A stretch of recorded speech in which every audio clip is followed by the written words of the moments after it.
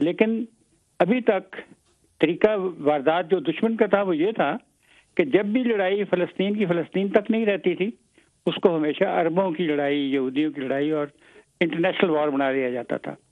ہم نے جب بھی کوشش کی کشمیر کو آزاد کرانے کی تو وہ 65 میں بھی، 71 میں بھی اور اس سے پہلے 48 میں ہمیشہ انٹرنیشنل وار بنا دی گئی، اور انٹرنیشنل وار جو ہے وہ اتنی لمبا عرصہ لڑی نہیں جا سکتی، اور ہندوستان چونکہ ہم سے 8 گنا بڑا تھا، اس وجہ سے اس میں کامیابی ہوتی رہی۔ لیکن اس وقت چونکہ ہم دونوں نیوکلیر پاور ہیں، آل آؤٹ وار ایک لحاظ سے ممکن نہیں رہی، لہذا اس وقت وہی طریقہ جو کہ افغانستان میں استعمال ہوا، جو عراق میں استعمال ہوا، وہ فلسطین میں اور کشمیر میں بھی استعمال ہو سکتا ہے۔ ابھی صرف یہ ہے کہ ہمیں اس قسم کے لیڈر چاہیے، فوجی بھی اور سیاسی بھی، جو کہ اس بات کو سمجھیں کہ یہ آزادی کا فلسفہ کے ساتھ ایک آزادی کے لیے اسٹریٹجی بھی ہوتی ہے۔ فلسفہ ہمارا جہاد ہے اور اسٹریٹجی ہماری جو ہے وہ بھی وہی ہے جو کہ افغانستان میں اور عراق میں استعمال ہوئی۔ بالکل۔ تو بریگیڈیئر صاحب بہت بہت آپ کا شکریہ، آپ نے ہمیں وقت دیا اور بڑی خوبصورت باتیں آپ نے کی، ہمارے ناظرین تک پہنچائیں۔ جزاک اللہ خیر الجزائے فی الدارین۔ شکریہ، بہت شکریہ، نوازش۔ تو یہ تھے جناب بریگیڈیئر ریٹائرڈ عثمان خالد صاحب، جو بڑی علمی، تحقیقی اور تاریخ کے حوالے سے گفتگو کر رہے تھے۔ یہ حقیقت ہے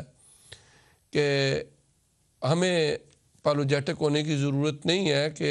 ہر دور کے اندر جب مسلمان حکومت میں رہے، اقتدار میں رہے، انہوں نے اپنے ماتحت غیر مسلموں کے حقوق کا خیال رکھا، خواہ وہ خلافت راشدہ کا زمانہ ہو، خواہ وہ بر صغیر کے اندر ایک عرصہ دراز تک مسلمانوں کی حکومت ہو، یا دنیا کے دیگر حصوں کے اوپر جب مسلمانوں کا دور عروج رہا تو اس میں بھی غیر مسلم اقلیتوں کو ان کے باضابطہ حقوق دیے گئے، اور پاکستان کا آئین جب بنایا گیا تو اس کے اندر باقاعدہ طور پر جو مائنارٹیز ہیں ان کے حقوق کو رکھا گیا۔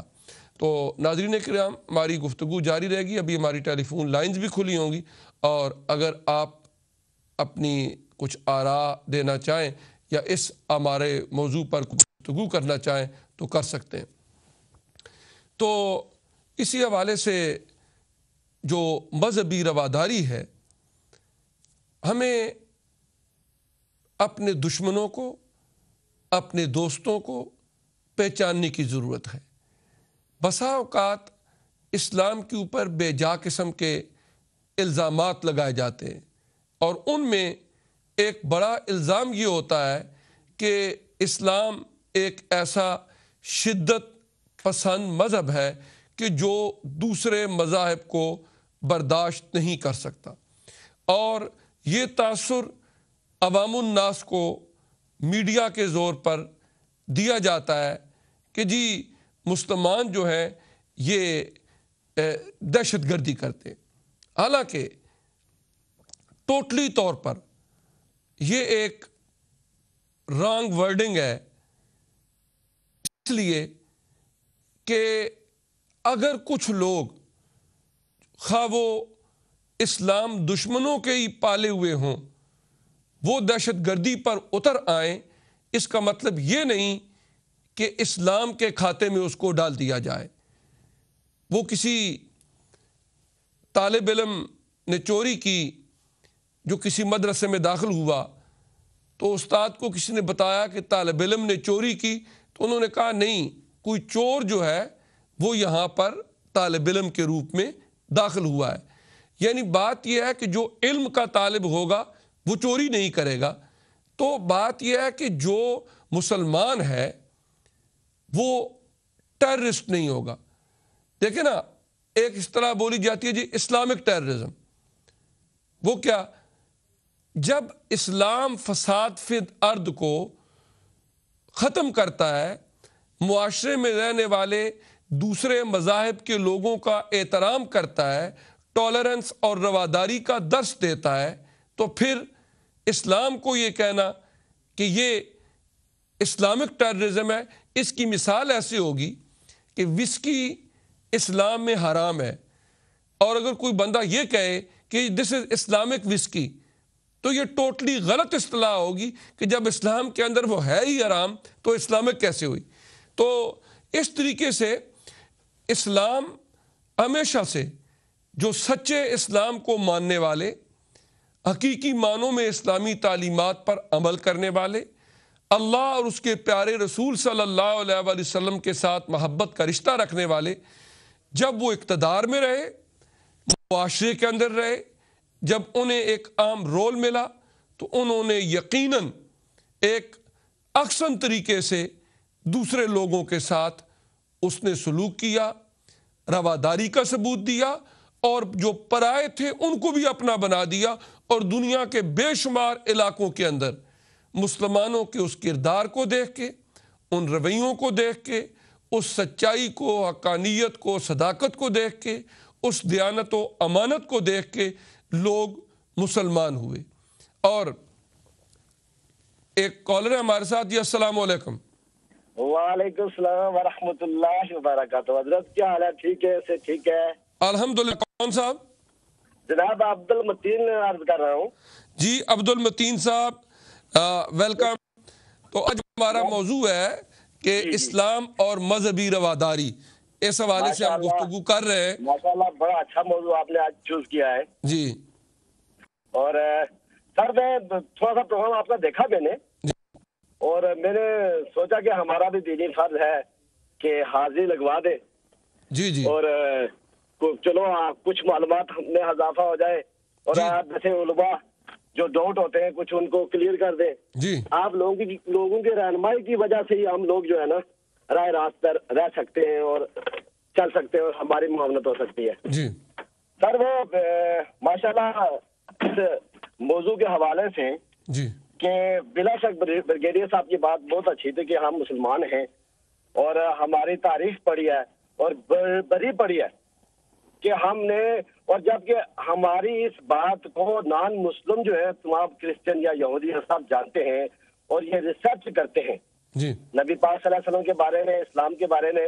لیکن پرابلم یہ ہے کہ کچھ لوگ ہیں جو کنفیوژن پیدا کرا رہے ہیں ہم مسلمانوں میں، یہودیوں میں، کرسچنز میں، ہندوز میں، کہ مسلمان بڑے تخریب کار ہیں۔ جی، ہمیں رواداری کا بالکل صحیح بات ہے، ہمیں ہر ایک کا خیال رکھنا چاہیے، ہمیں تو دین کہتا ہے۔ ہم جبکہ ہم یہاں انگلینڈ میں رہتے ہیں، انگلینڈ کا قانون تو بعد میں چیزیں کہتا ہے نا، جی، ہمارا قانون جو ہے قانون محمدی وہ تو پہلے دن سے ہی ہے جی، کہ پڑوسیوں کے حقوق کا خیال رکھنا، ایک دوسرے کا خیال رکھنا، دوسرے مذہب کا خیال رکھنا۔ نبی پاک صلی اللہ علیہ وسلم کے دور میں وہاں نان مسلم بھی ان کے ساتھ رہا کرتے تھے، بالکل بالکل، حضور کا تعلقات ان لوگوں سے بھی تھے۔ تو تھوڑی سی ایک میرے ذہن میں ایک نقطہ آیا ہے جی، کہ آپ ذرا اس پہ روشنی ڈالنا، تھوڑا کلیئر کرنا جی، کہ ایک فرقہ ہے جو قادیانی ہے، جی، اس مرزا غلام کا کلیم ہے، میرے پاس حوالے ہیں سارے، اگر کوئی بندہ کالر چاہے تو میں اس کے بعد دوبارہ ریپیٹ کر سکتا ہوں جی، کہ ایک جگہ وہ کلیم کرتا ہے کہ میں نعوذ باللہ محمد ہوں، اللہ کا وعدہ تھا کہ محمد 2 بار اتریں گے، ایک بار قادیان میں اور ایک بار مکہ میں، اب میں دوسرا بار جو قادیان میں تھا میں آ گیا۔ پھر اس نے کبھی مسیح الموعود کا کہا، پھر وہ اپنے دعوے خود دیتا ہے کہ بھائی دنیا میں سب ہمارے دشمن ہیں، وہ اس کے حوالہ میرے پاس ہے کہ ہم ٹھیک ہے، سب غلط ہیں، ہمارے سب دشمن ہیں، اور ہم کو وہ کابس کہتا ہے۔ اور اس پہ ہمارا متفقہ فیصلہ اسلام میں یہ ہوا، تمام مسلمانوں نے ان کو کافر قرار دیا، اور یہ ابھی تک کلیم کر رہے ہیں مسلمان ہونے کا۔ یہ تو مثال ایسی ہو گئی کہ ایک بندہ پڑوسی ہے ہمارا مر گیا، اس کی جائیداد پیچھے جب تقسیم کا مسئلہ آیا ان کے بچوں کا، تو اس نے ایک پڑوسی کھڑا ہو جائے، بولے جی میں فضل ہوں، میں مرا تو نہیں تھا نا، میں دوبارہ آ گیا ہوں، فضل ہوں، میری جائیداد کیوں تقسیم کر رہے ہو؟ تو لہٰذا اگر تو یہ قادیانی ڈکلیئر کریں کہ ہم نان مسلم ہیں، تو ہمیں جب بسم اللہ ہم ان کے ساتھ تعلق رکھیں گے جیسے ہم یہودیوں سے رکھتے ہیں، ہندوؤں سے رکھتے ہیں، عیسائیوں سے رکھتے ہیں، سکھوں سے رکھتے ہیں، لیکن یہ تو اس شک میں نہیں آتے، رواداری والی شک میں نہیں آتے۔ دیکھیں دنیا میں ایک چھوٹی سی مثال ہے، یونائٹڈ نیشن بنی ہے کہ کوئی کسی کے حقوق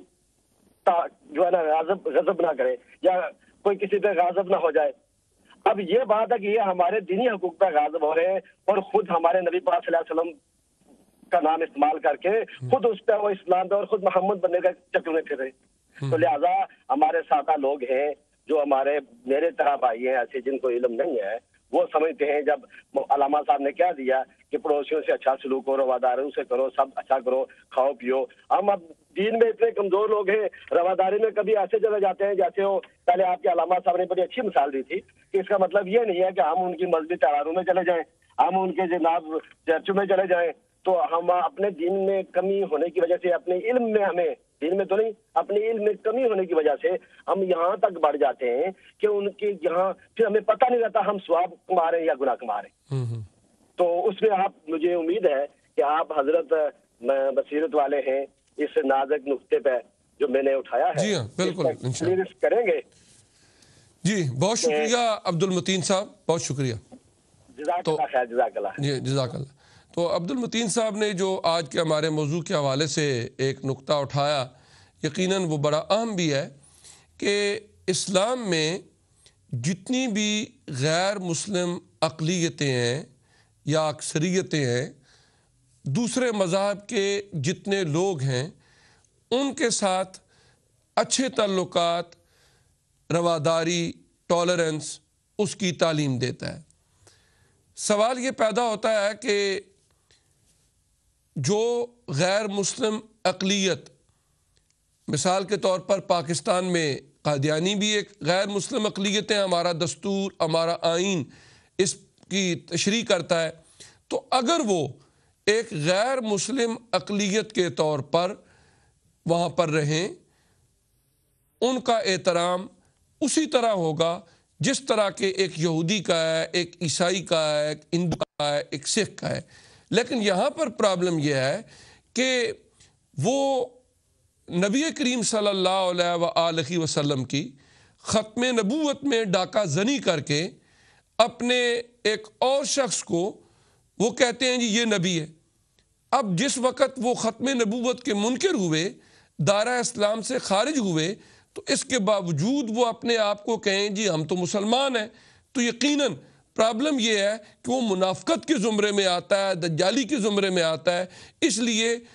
جو اسلامی رواداری ہے، جس طرح بریگیڈیئر صاحب نے بڑی خوبصورت بات کی کہ اسلامی رواداری اس چیز کی بھی اجازت نہیں دیتی کہ کچھ اس طرح کے لوگوں کو کھڑا کر کے خود مسلمانوں کو نقصان پہنچایا جائے اور یہ کہا جائے جی کہ ان کے ساتھ اس نے سلوک کرو. اس نے سلوک تو ہونا چاہیے ایک غیر مسلم اقلیت کے طور پر، بشرطے کہ وہ غیر مسلم اقلیت اپنے آپ کو تسلیم کرے. تو ناظرین کرام، ہماری آج کی یہ گفتگو اس حوالے سے بڑی اہم ہے کہ اسلام کو بلیم کیا جاتا ہے اور لوگ یہ کہتے ہیں جی دیکھیں اسلامی نظریات انتہائی متعصب ہیں، متشدد ہیں. اور اس کی وجہ کیا ہے کہ کچھ لوگ جو اپنے آپ کو مسلمان کہتے ہیں لیکن وہ اسلامی تعلیمات سے انحراف کرتے ہیں، ایسے متشددانہ رویے رکھتے ہیں، کسی دوسرے غیر مسلم کو برداشت نہیں کرتے، نتیجتاً وہ لوگ کہتے ہیں جی ایک اسلام شاید ایسی تعلیمات دیتا ہے، جبکہ اسلام ایسی تعلیمات کا روادار نہیں ہے بلکہ دوسرے مذاہب کا احترام سکھاتا ہے. ہمارے ساتھ ایک اور کالر ہیں، ان کی بات سنتے ہیں. السلام علیکم. وعلیکم السلام. جی کون صاحب؟ سر میں ندیم احمد بھٹی بات کر رہا ہوں جرمنی سے. نذیر احمد بھٹی صاحب. جی سر. جی آج ہمارا موضوع ہے اسلام اور مذہبی رواداری. اس حوالے سے آپ کیا کہنا چاہیں گے؟ سر جو ابھی آپ کے ایک بھائی نے بات کی ہے کہ قادیانی جو کہہ رہے ہیں کہ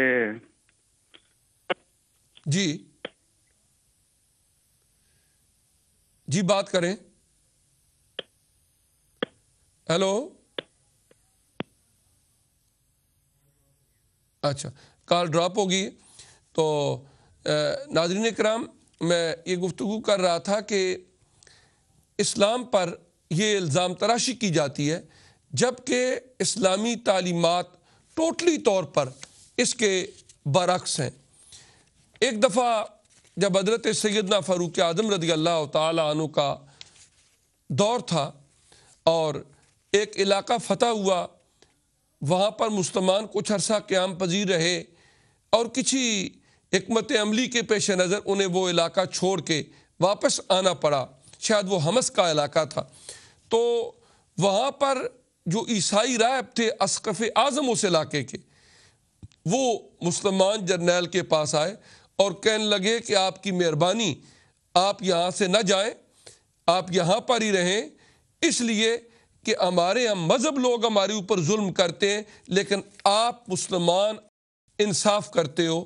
آپ ہمارے ساتھ دیانت کا رویہ رکھتے ہو، لہٰذا آپ ہمارے اوپر حکومت کریں۔ اور اس کے علاوہ جو دنیا کی عالمی طاقتیں ہیں انہیں بھی اس بات کو دیکھنا چاہیے کہ دنیا میں ہم دیکھ رہے ہیں آج کہ حقیقی معنوں میں مذہب کی بنیاد پر ہی مسلمانوں کو ظلم و ستم کا نشانہ بنایا جا رہا ہے، اور ظلم مسلمانوں پر کیا جا رہا ہے، ان کے بچے قتل کیے جا رہے ہیں، ان پر تشدد کیا جا رہا ہے، اور الٹا الزام اسلام کو دیا جا رہا ہے کہ جی اسلام ایک متشدد اور متعصب مذہب ہے۔ ہوتا کیا ہے کہ جب ایسے لوگوں پر ظلم و ستم کرو گے جو بے کس ہیں، لاچار ہیں، صرف اپنا حق مانگتے ہیں، ان پر ظلم و ستم کرو گے، وہ آگے سے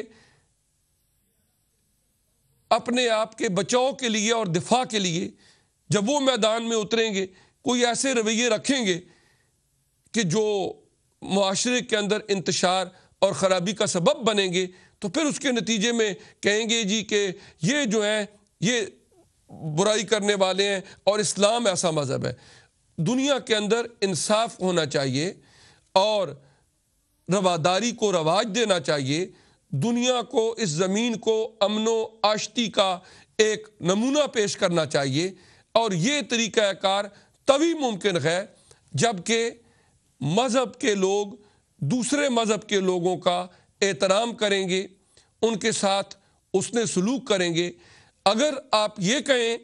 کہ مذہب کو بالکل خارج کر دیا جائے سماج و معاشرت سے، تو یہ فارمولہ بھی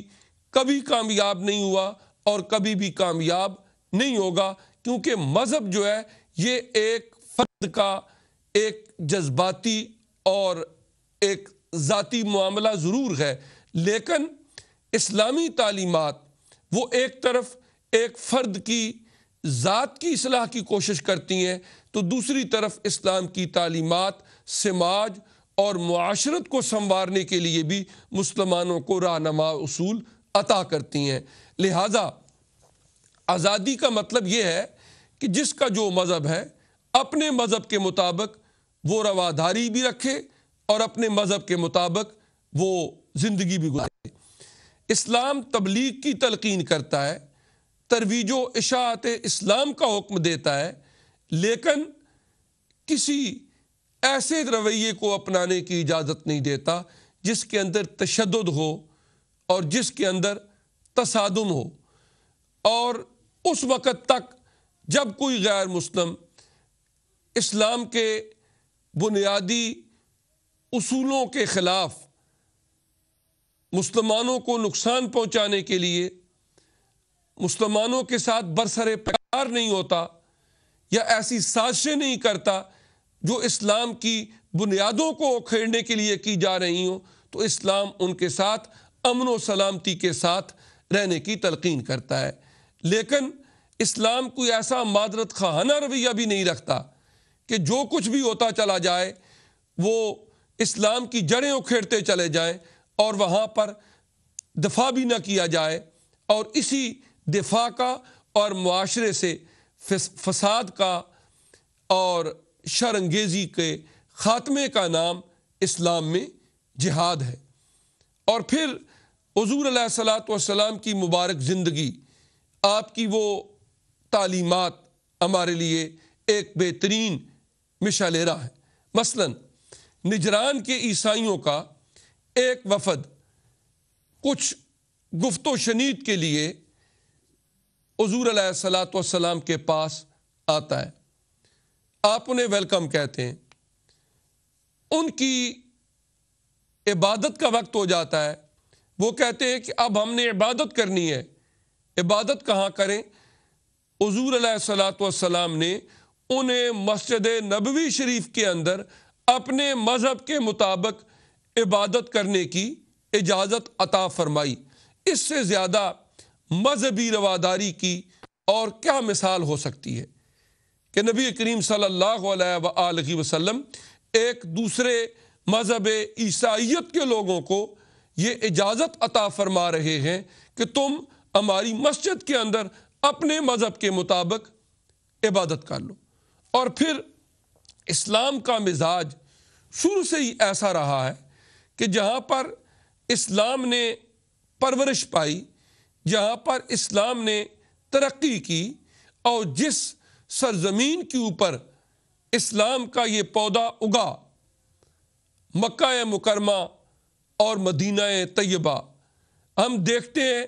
کہ حضور علیہ الصلوۃ والسلام جب مکہ مکرمہ سے ہجرت کرتے ہیں، مدینہ طیبہ تشریف لاتے ہیں، ایک اسلامک اسٹیٹ کی وہاں پر آپ بنیاد رکھتے ہیں، تو ہمارے پڑوسی یہود بھی ہیں، وہاں پر عیسائی بھی ہیں۔ حضور علیہ الصلوۃ والسلام ان کے ساتھ ایگریمنٹس کرتے ہیں، ان کے ساتھ ملتے ہیں، ان کے ساتھ مکالمہ کرتے ہیں، ان کے ساتھ مل کے حسن سلوک کے ساتھ وہاں پر اپنی زندگی گزارنے کا ایک طریقہ کار صحابہ کرام کو بھی سکھاتے ہیں۔ اور وہاں پر مسلمانوں کی حکومت ہے، لیکن اس کے باوجود وہاں پر احسن طریقے سے وہ زندگی گزار رہے ہیں، لیکن اس کے باوجود جب کچھ لوگوں نے ریشہ دوانیاں کرنے کی کوشش کی، مسلمانوں کو نقصان پہنچانے کی کوشش کی، تو ان حالات کے اندر پھر وہاں سے ان کو ملک بدر بھی کیا گیا اور وہاں سے ان کو نکالا بھی گیا۔ لیکن جس وقت تک ایسی صورتحال پیدا نہیں ہوئی تھی، اس وقت تک مذہبی رواداری کا ایک بہترین نمونہ حضور نبی کریم رؤوف الرحیم صلی اللہ علیہ وآلہ وسلم کی زندگی میں وہ تھا۔ پھر جو ایک کہا جاتا ہے کہ شاید اسلام تلوار کے زور پر پھیلا، نہیں، اسلام تلوار کے زور پر نہیں پھیلا، مسلمانوں نے تلوار اٹھائی، لیکن اس وقت جب کہ مسلمانوں کے خلاف سازشیں کی گئیں، اسلام کو ختم کرنے کی ناکام کوششیں کی گئیں، اسلام کے اس دیے کو بجھانے کے لیے انہوں نے کوششیں کی، لیکن اللہ پاک نے اس کی حفاظت کی ذمہ داری اپنے ذمے لی، اور اس صورت کے اندر مسلمان برسر پیکار ہوئے اور اللہ تعالیٰ نے انہیں فتح و نصرت بھی عطا فرمائی۔ تو ناظرین کرام، مذہبی رواداری کی ہر دور میں ضرورت رہی، اس میں کوئی شک نہیں ہے، اس لیے کہ جب ایک معاشرے کے اندر مختلف سوچ، مختلف فکر، مختلف عقائد کے لوگ رہتے ہوں تو وہاں پر ٹکراؤ کی بہت ساری مثالیں ہمارے پاس موجود ہیں ہماری ہسٹری کے اندر۔ لیکن آج کا جو دور جس سے ہم گزر رہے ہیں، آج پوری دنیا کے اندر کسی ملک میں چلے جائیں، وہاں پر مختلف مذاہب کے لوگ زندگیاں گزار رہے ہیں، اور ایک دوسرے کا ادب و احترام، ایک دوسرے کے ساتھ اچھے رویے، ایک دوسرے کے ساتھ اچھی ڈیلنگ، ایک دوسرے کے ساتھ مکالمہ اور بین المذاہب جو ڈائلاگ ہے، اس کو ترویج دینے کی ضرورت ہے، اس کو جاری کرنے کی ضرورت ہے۔ جو حق ہوتا ہے، جو سچ ہوتا ہے، وہ خود ہی ظاہر ہو جایا کرتا ہے۔ اس کے لیے اسلام تو اس لیے بھی تشدد اور تعصب کا قائل نہیں ہے کہ اگر کوئی شخص کسی کو جبر کر کے مسلمان کرنا بھی چاہے، اسلام اس کی اجازت نہیں دیتا۔ لا اکراہ فی الدین قد تبین الرشد من الغی۔ قرآن کیا فرماتا ہے قرآن پاک کے 3 پارے کے اندر کہ دین کے اندر کوئی جبر نہیں ہے۔ لا اکراہ فی الدین قد تبین الرشد من الغی، کہ جو ہدایت ہے اور جو گمراہی ہے یہ واضح ہو چکی ہے، اور اگر کوئی جبر کر کے رواداری، حسن اخلاق، اس کو چھوڑ کے اسلامی تعلیمات کے برعکس، قرآنی ارشادات کے برعکس اگر فرض محال جبرن کسی کے اوپر زیادتی کر کے کہے کہ تم نے مسلمان ہونا ہے، اس کی اسلام اجازت نہیں دیتا، اس لیے کہ اسلام کا آغاز دل کی گہرائیوں سے ہوتا ہے، اور جو آدمی کسی کو جبر کر کے وجود کو تو منوا سکتا ہے لیکن اس کی انر سیلف کو، اس کے اندر کو وہ نہیں منوا سکتا۔ تو لہٰذا اسلامی تعلیمات کا تقاضا یہ ہے کہ اچھے طریقے سے زندگی گزاری جائے، دوسروں کا احترام کیا جائے۔ ایک آخری کال ہے ہمارے ساتھ، وہ لیتے ہیں۔ السلام علیکم۔ جی السلام علیکم۔ جی وعلیکم السلام۔ کون صاحب، کہاں سے؟ جی میں فخر بول رہا ہوں لندن سے۔ جی فخر بول رہا ہوں لندن سے۔ فخر صاحب، آج ہمارا موضوع ہے کہ ہاں جی، موضوع کا پتہ ہے، میں نے بس ایک آپ سے سوال کرنا تھا۔ پوچھو۔ سوری، رواداری کے بارے میں مطلب آپ کا موضوع ہے، تو پھر سعودی عرب کے اندر جو ہے وہ چرچ وغیرہ بنانے کی اجازت کیوں نہیں ہے؟ جی کیونکہ آپ سے تھیوریٹیکل بات کر رہے ہیں نا، پریکٹیکل تو آج کی بات کریں۔ جی آپ تو مطلب نبی پاک صلی اللہ علیہ وسلم کے دور کی بات کر رہے ہیں، اس زمانے میں تو حضور نے مسجد نبی میں بھی اجازت دی، جی لیکن آج جو ہے وہ سعودی عرب میں کیوں نہیں کر؟ جی ہاں، جہاں تک اصل میں ایک ہے کسی حکومت کی بات، اب یہ تو آپ کسی بھی ملک کے بارے میں کہہ سکتے ہیں کہ وہاں پر یہ اسلامی اصول پریکٹیکلی نہیں ہے، لیکن جہاں اس بات کا تعلق ہے کہ پاکستان بھی تو ایک اسلامی ملک ہے۔ نہیں، لیکن ہم آپ کہیں کہ سعودی عرب ایک اسلامی ملک نہیں ہے۔ سعودی عرب کا کوئی بنایا ہوا قانون، میں عرض کرتا ہوں جہاں تک اس بات کا تعلق ہے کہ اگر سعودی حکومت اجازت نہیں دیتی تو یہ بھی اسلامی تعلیمات کے خلاف ہے۔ مطلب آپ یہ سمجھ، آپ کا یہ کہنا ہے کہ یعنی کہ سعودی عرب جو ہے وہ اسلامی نہیں، میں یہ نہیں کہتا، میں یہ کہتا ہوں کہ خواہ وہ سعودی عرب ہو، خواہ آپ ہو، خواہ میں ہوں، کوئی دوسرا ہو، کوئی تیسرا ہو، جب ہمارے نبی کریم صلی اللہ علیہ وآلہ وسلم کے مبارک زمانے میں عیسائی، یہودی اپنے مذہب کے مطابق عبادات کرتے رہے، خلفائے راشدین کا زمانے کے اندر باقاعدہ طور پر غیر مسلم ذمیوں کو اجازت دی گئی، تو لہٰذا یہ اسلامی تعلیمات جو ہے ان کے برعکس ہے۔ اگر کسی کا ملک کا اپنا بنایا ہوا قانون ہے تو ہم اس کی بات نہیں کر رہے، ہم بات اسلام کی کر رہے ہیں۔ جی ہاں، تو ناظرین کرام، ہمارے آج کے اس پروگرام کا وقت جو ہے وہ اختتام پذیر ہو رہا ہے، تو اگلے ویڈنسڈے کو پھر ایک نئے موضوع کے ساتھ انشاءاللہ ملاقات ہوگی۔ فی امان اللہ۔